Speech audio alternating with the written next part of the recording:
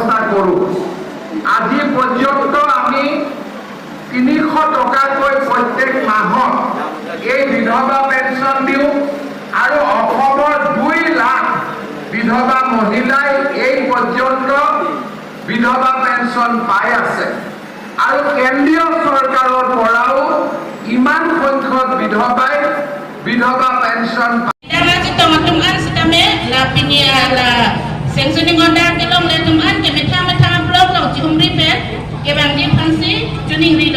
Hitung kali pulang teh BDC chairman di Pancingkisi, BDC cuma metang BDC dong sampai jalan berapa orang tumlong dan nanti pemerintah mereka melo. Pardon. Kau betul kau jalan itu langsung dalam dari mana? Ada কিছু মাঝে নেফা নামে পৰিচিত সেই সময়ৰ উত্তৰ পূব সীমান্ত অঞ্চল অৰ্থাৎ বৰ্তমানৰ অৰুণাচল প্ৰদেশৰ জনজাতীয় সমাজখনক শিক্ষাৰ পোহৰেৰে আলোকিত কৰিছিল ইন্দিৰা মিনি ডাঙৰীয়ানীয়ে। এই ইন্দিৰা মিনি ডাঙৰীয়ানীৰ পবিত্ৰ সোঁৱৰণত ৰাজ্য চৰকাৰে 2020 চনত এই কথা সকলোৱে জানে আৰু সেই দেখি আজি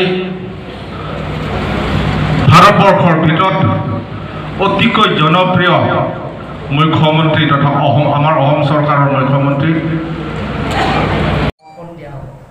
আগতে কাৰ্বি আংলং অটোনমাস কাউন্সিলৰ হিল ষ্টেট পিডব্লিউডি ডিপাৰ্টমেণ্ট আছে, কিন্তু MOU স্বাক্ষৰ কৰাৰ পিছত MOU চুক্তি কৰাৰ পিছত কিন্তু পিডব্লিউডি চিফ ইঞ্জিনিয়াৰ নাইকিয়া হৈছে।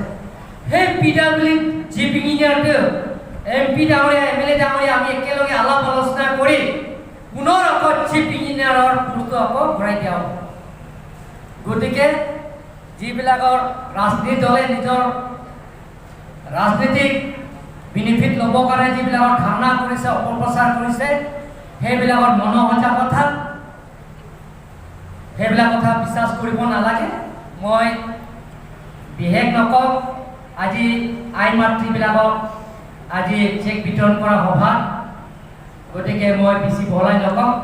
যিমানখিনি যা আই মাতৃবিলাক আহিছে তেখেতৰ পৰা মই অনুৰোধ কৰিব বিচাৰিম যে কাৰ্বি আংলং অটোনমাস কাউন্সিলৰ তৰফৰ পৰা যদি আপোনালোকক যি সহায়তা কৰিব লাগে আমি যিমান পাৰোঁ যিবিলাকৰ সঁচি বিধৱা, কিন্তু কিছুমানে কয় মোৰ তাত আহে মই বিধৱা হৈছে বুলি কয়, কিন্তু পিছত গম পায় সহায় কৰোঁ মই এজনটো 50,000 দিলোঁ বিধৱা বুলি, মই একো দোকান চোকান নাই, অলপ দোকান কৰিবৰ কাৰণে মোক দিয়ক বোলে 3জন বিধৱা আহিছে।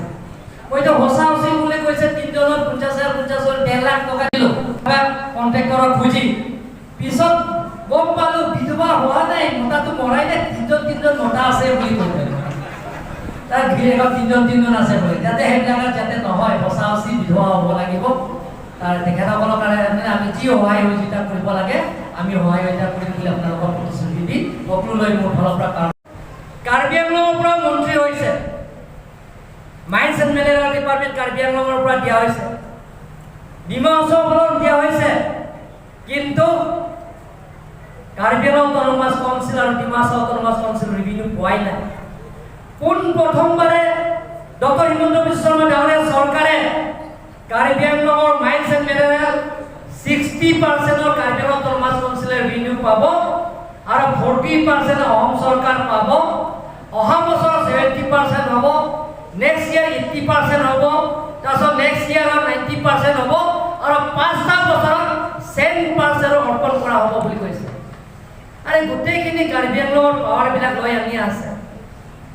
আজি আলোচনা কৰি আহি আছোঁ যোৱাকালি যে কাৰ্বি আংলঙৰ যিমানখিনি OC IC ট্ৰান্সফাৰ পষ্টিং CMৰ জৰিয়তে এবাৰ IC OC সেইবিলাকৰ ট্ৰান্সফাৰৰ কাৰ্বি আংলং অটোনমাস কাউন্সিল অৰ্পণ কৰা হ'ব। আৰু SPDC as per MOS as per MOU SPDCO transfer posting Karbi Anglong autonomous কাউন্সিলৰ পৰা পেনেল অফিচ দিয়াৰ পাছতহে কাৰ্বি আংলঙৰ DCSPও তেওঁলোকক ট্ৰান্সফাৰ পষ্টিঙত দিয়া হ'ব। সেই গোটেইখিনি পাৱাৰ নিজৰ ৰাজনীতিক বেনিফিট ল'বৰ কাৰণে সেইবিলাকত যাতে কাম নকৰে তাৰ কাৰণে মই অনুৰোধ কৰিব বিচাৰিম। কাৰ্বি আংলঙত আৰু পাৱাৰ দি থাকিম বুলি কৈছে। কাৰ্বি আংলঙৰ পোনপ্ৰথমে নিজৰ বাজেট নিজে প্ৰিপেৰেশ্যন কৰা সেই অধিকাৰটো কাৰ্বি আংলং অট'নমাছ কাউন্সিল অৰ্পণ কৰা হৈছে। এই বছৰৰ budget 2021-22 budget Karbi Anglong autonomous কাউন্সিলে কোনটো ডিপাৰ্টমেণ্ট কিমান এলোকেশ্যন কৰিব লাগে এইটো কাৰ্বি আংলং অট'নমাছ কাউন্সিলৰ পাৱাৰ দিয়া হৈছে। আগত এছচি জিপিএমএল শাসনৰ আন্দোলন বহুতো আন্দোলন কৰা হৈছে, বহুতো বনপণ দিয়া হৈছে, আন্দোলন কৰা হৈছে, কিন্তু আমি টিম কাৰ্বি আংলঙৰ আন্দোলন নকৰাকৈ অসম চৰকাৰৰ লগত আলাপ আলোচনা কৰি থাৰ্ড গ্ৰেড ফ'ৰ্থ গ্ৰেড পৰা আৰম্ভ কৰি বাজেট যিবিলাকৰ বাজেট প্ৰিপেৰেশ্যন সেই গোটেইখিনি budget allocation Karbi Anglong autonomous কাউন্সিলৰ অৰ্পণ কৰা হৈছে। পোনপ্ৰথমৰ মাইন্স এণ্ড মিনাৰেল কংগ্ৰেছৰখিনি ছেকশ্যন পোষ্ট আছে, মইতো টাচ কৰা নাই তাতো। যিবিলাক অসমৰ পোষ্ট হৈছে থাৰ্ড গ্ৰেড ফ'ৰ্থ গ্ৰেডবিলাকক সেইবিলাকক কাৰ্বি আংলং ল'ৰা ছোৱালীবিলাকক তাত ইণ্টাৰভিউ এপ্লাই কৰিব পাৰিব আৰু ইণ্টাৰভিউ দি পেলাই পাছ কৰিলে তেওঁলোকৰ চাকৰি পাব বুলি মইতো ইণ্টাৰভিউ অনলাইন জৰিয়তে গোটেইখিনি এডভাৰটাইজমেণ্ট দিয়া হৈছে বুলি কৈছে। কাৰ্বি আংলং পোষ্টটো মই টাচ কৰা নাই বুলি কৈছে। গোটেইখিনি এটা ষড়যন্ত্ৰ। এনেধৰণৰ কাৰ্বি আংলঙত সকলো দল সংগঠন আৰু লগতে যিবিলাকৰ ৰাজনীতি খেলিছে ৰাজনীতিক দলবিলাকক তেওঁলোকক মই অনুৰোধ কৰিব বিচাৰোঁ যাতে কাৰ্বি আংলং ৰাইজক আজি Indira Miri universal widow' pension আঁচনি একালীন সাহায্য আজি কাৰ্বি আংলং ৱেষ্ট কাৰ্বি আংলং মিলি 1444 মহিলাবিলাক আজি বিধৱা মহিলাবিলাকৰ কাৰণে আজি 25,000 কৰি আজি আমি একালীন সাহায্য চেক বিতৰণ কৰা হৈছে। আমি কাৰ্বি আংলং ৰাইজৰ হৈ ডক্টৰ হিমন্ত বিশ্ব শৰ্মা ডাঙৰীয়াক ধন্যবাদ দিব লাগে। ইয়াত কাৰ্বি আংলঙত বহুত দুখীয়া বিধৱা মহিলাবিলাক আছে। আজি তাৰিখলৈ তেওঁলোকৰ চৰকাৰৰ পৰা কোনো সুবিধা পোৱা নাই।